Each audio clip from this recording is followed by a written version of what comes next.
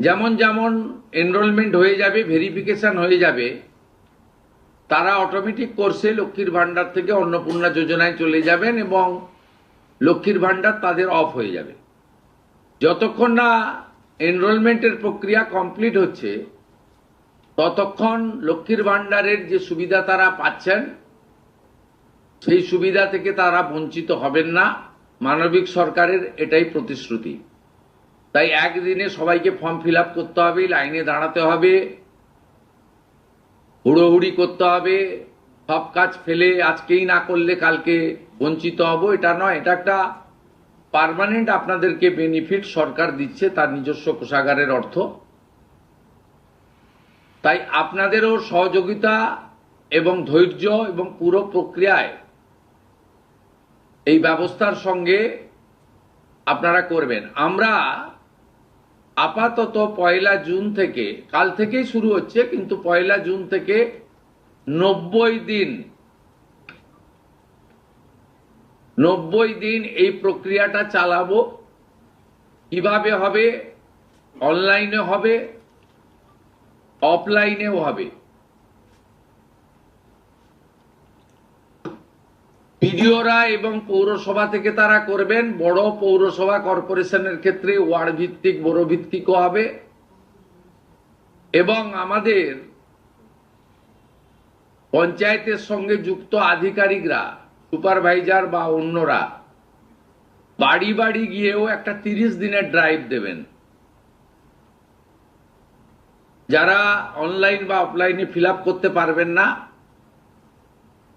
তারা বাড়ি বাড়ি গিয়েও করবেন। মূলত আপনাদের একটা উদাহরণ দিই আমি। এই মুহূর্তে লক্ষ্মীর ভান্ডার পাচ্ছেন রাকিবুল শেখ, তার পিতার নাম মনসুর শেখ, তার বাড়ি হচ্ছে শিয়ালমারা, পোস্ট হচ্ছে বহরমপুরের রাদারঘাট। তিনি রাদারঘাট 1 নম্বর জিপি, তার এপিক নাম্বার হচ্ছে SAF 1242254।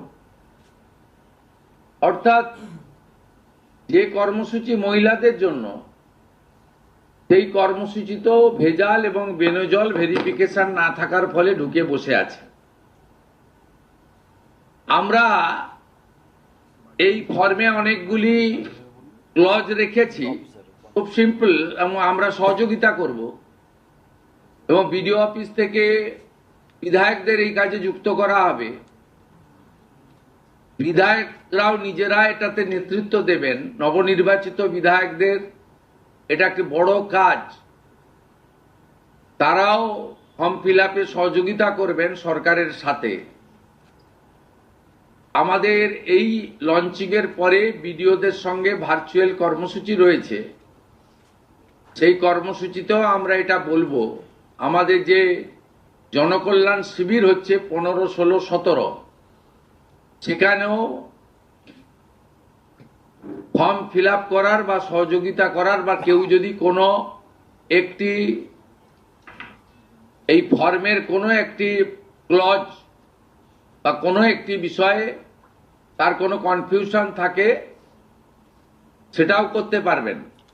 আমরা এটাতে অন্নপূর্ণা যোজনার বেনিফিট যেমন দেব, তেমনি ফ্যামিলি ডাটাও সংগ্রহ আমরা এটাতে নতুন সরকার নতুনভাবে সংগ্রহ করতে চাই। আপনাদের সকলের সহযোগিতা প্রার্থনা করি। আমরা চেয়েছি রাষ্ট্রের মূল ধারার সঙ্গে যারা নাগরিকরা যুক্ত হয়েছেন তারাই বেনিফিট পাক। প্রথমত, যারা অতিরিক্ত ইনকাম ট্যাক্সের আওতার মধ্যে পড়েছেন তারা, অর্থাৎ এখন ইনকাম ট্যাক্সের সিলিং জানেন আপনারা, আমি আর উল্লেখ করছি না। সেক্ষেত্রে কোনোভাবে প্রকৃত প্রাপক ছাড়া যাতে না পায়, সকলকেই আমরা দিতে চাই। এবং যারা রাষ্ট্রের মূল ধারা, রাষ্ট্রের নীতি, রাষ্ট্রের নিয়ম ইত্যাদি মেনে যারা চলছেন, এ প্রকৃত ভারতীয় রাষ্ট্রবাদী এবং আর্থিকভাবে দুর্বল নারী শক্তি, মাতৃশক্তি, তারা যুক্ত হন, আবেদন করুন এবং আমাদের সহযোগিতা করুন।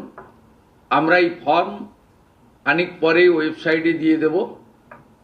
আমাদের মাননীয় মন্ত্রী অগ্নিমিত্রা পাল মহোদয়া এবং মাননীয় মুখ্য সচিব মনোজ আগরওয়াল মহোদয় পুরো ব্যবস্থাটাকে, প্রক্রিয়াটাকে সুন্দরভাবে পরিচালনার কাজ করবেন। একদিকে প্রশাসন, একদিকে জনপ্রতিনিধি, এবং এই কর্মসূচি, এই ফর্ম লঞ্চিংটা আমরা করলাম।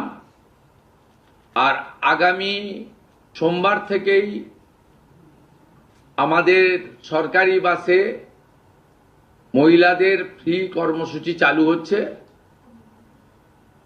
আমরা এক্ষেত্রেও প্রাথমিকভাবে সমস্ত মহিলাদেরকে সুযোগ দিলেও পরবর্তীকালে এনরোলমেন্ট করে একটা কার্ড তাদের দিতে করব, কারণ যাতে এই লক্ষ্মীর ভাণ্ডারের মতো ওখানেও মহিলা ব্যতীত অন্য কেউ যাতে এই সুযোগের অসদুপায় ব্যবহার করে মিসইউজ না করতে পারে, সেটাও আমরা পরবর্তীকালে করব। আপাতত আমরা সেক্ষেত্রে সকলকেই সুযোগ দিচ্ছি। এবং অন্নপূর্ণা যোজনা যা আমাদের ম্যানিফেস্টো সংকল্পপত্রে ছিল, আমরা এটা লঞ্চিং করে দিলাম।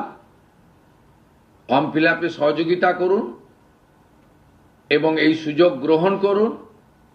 প্রতি সপ্তাহে আমাদের মাননীয় মন্ত্রী অগ্নিমিত্রা পাল প্রেস ব্রিফিং করে প্রতি সপ্তাহে কতজন এনরোলমেন্ট হলো সেটা সাংবাদিক বন্ধুদেরকে জানিয়ে দেবেন। 3 তারিখে আমি এবং আমার অন্যান্য ক্যাবিনেট কলিগরা থেকে আমরা ট্রান্সফারের কাজ শুরু করব। তারপরে ঠিক 7 দিন অন্তর অন্তর মাননীয় মন্ত্রী তিনি প্রেস ব্রিফিং করে জানিয়ে দিবেন যে এত লক্ষ ভেরিফিকেশন হলো এবং তারা লক্ষ্মীর ভাণ্ডার থেকে বেরিয়ে অন্নপূর্ণা যোজনায় চলে গেল।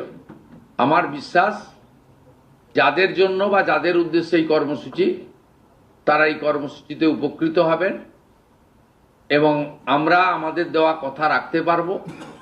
এই প্রক্রিয়াটা সম্পূর্ণ করার জন্য যে লক্ষ্যমাত্রা সময় আমরা দিয়েছি, হয়তো তার আগেই 1 মাসের মধ্যেই কমপ্লিট হয়ে যাবে। যেদিন কমপ্লিট হয়ে যাবে তারপরেই আমরা আপনাদের সামনে তথ্য ডাটা নিয়ে আসব এবং স্বচ্ছতার সঙ্গে আমাদের রাজ্য সরকারের ওয়েবসাইটেও আমরা সেটা তুলে দেব।